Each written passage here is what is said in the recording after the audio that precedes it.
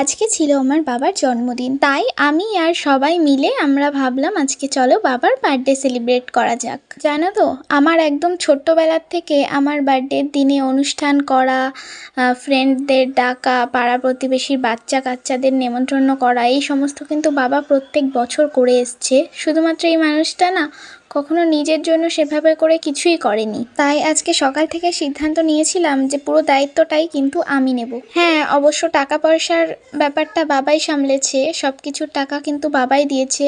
আসলে রান্না বান্না করা, সব কিছু সামলানো, সেই দায়িত্বটাই আমি নিয়েছিলাম বলতে পারো। তাই সকাল সকাল বাজারে গিয়ে কিন্তু চলে গিয়েছিলাম সবার প্রথমে মাংসর দোকানে। মাংসর অর্ডার দিয়ে বাজারে এসেছি, আর এখানে বাবা একটু অন্য সাইডে গিয়েছিল, সেই ফাঁকে বাবার জন্য একটা গিফট কিনেছিলাম। আর তারপরে গিফটের দোকান থেকে এই কিউট ব্যাগটা কিনেছি, এর মধ্যে আমি গিফটটা ভরেছি। আর এইভাবে করে দিলে বেশ ভালোই লাগে। জানি না গিফটটা কতটা ভালো হয়েছে, বাট আমার মানে ইচ্ছে অনুযায়ী একটা ছোট্ট হোক বা বড় হোক, গিফট তো গিফটই হয় বলো। জানো তো, আমি এই মানুষটাকে দেখেছি যে মানি ব্যাগ মানে পুরনো হয়ে গেছে, তবু কোনোদিন সেই মানি ব্যাগটাকেও পাল্টায়নি।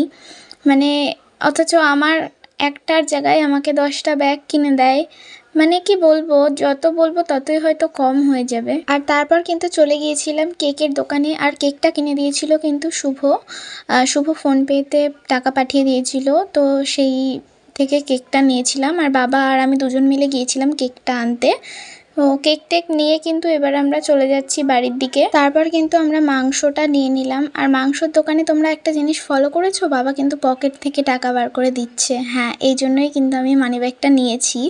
বাবার যে মানিব্যাগ নেই তা না, মানিব্যাগ আছে, বাট সেটা পুরনো হয়ে গেছে বহু দিনের, তো সেই জন্য আর ইউজ করে না। আর সেই ভেবেই কিন্তু আমি ওটা নিয়েছিলাম। তো যাই হোক, তারপরে কিন্তু চলে এসেছি মিষ্টির দোকানে, আর এখান থেকে মিষ্টি, দই এই সমস্ত নিয়েছিলাম। আর এবার সোজা যাব বাড়িতে। আর বাড়িতে গিয়ে কিন্তু পুরো রান্না বান্না সামলাতে হবে আমাকে একা হাতে। আর এখানে কিন্তু আজকে করেছিলাম পায়েস, ছোলার ডাল, তারপরে ছিল চিকেন, আর ছিল তোমার ভাত, আর 5 রকমের ভাজা, আর ছিল তোমার হচ্ছে গিয়ে লুচি, আর দই, মিষ্টি, এই সমস্ত, কেক, মানে এইটুকুই। খুবই সামান্য আয়োজন, বাট দিনটা খুব ভালোভাবেই কেটেছিল বলতে পারো, হালকা পাতলা আনন্দের মধ্যে। আর আমার তো খুবই ভালো লাগছিল।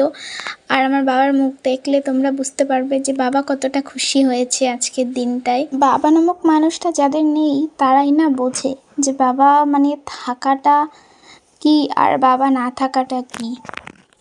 আমি হয়তো কথাগুলো ঠিক মতন বলতে পারছি না, আজকের ব্লগের কথাগুলো আমার খুবই ওলটপালট হয়ে যাচ্ছে, আর কথা আমার বেঁধে যাচ্ছে, তোতলে যাচ্ছে, কেননা আমি নিজে ভাষা